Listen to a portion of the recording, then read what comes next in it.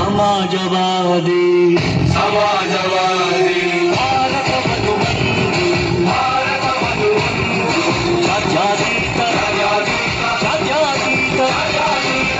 ಪ್ರಜಾಸತ್ತಾತ್ಮಕ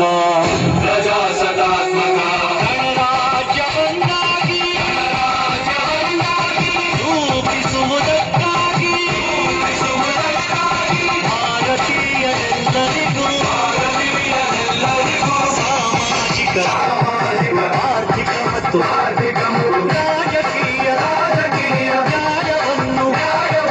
ವಿಚಾರ ಅಭಿವ್ಯಕ್ತಿ ನಂಬಿಕೆ ಧರ್ಮ ಮತ್ತು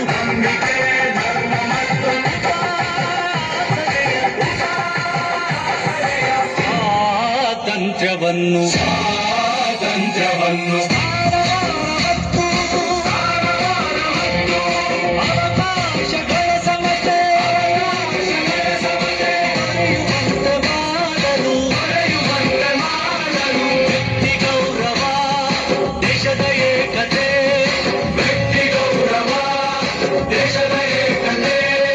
ಸಮಗ್ರತೆಗಾಗಿ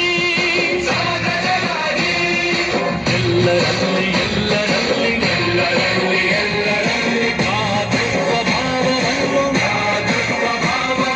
ಮೂಡಿಸುವುದಕ್ಕಾಗಿ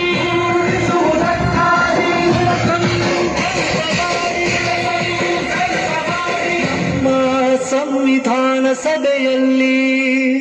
ನಮ್ಮ ಸಂವಿಧಾನ ಸಭೆಯಲ್ಲಿ 1949 ನವೆಂಬರ್ ತಿಂಗಳ 26 ದಿನ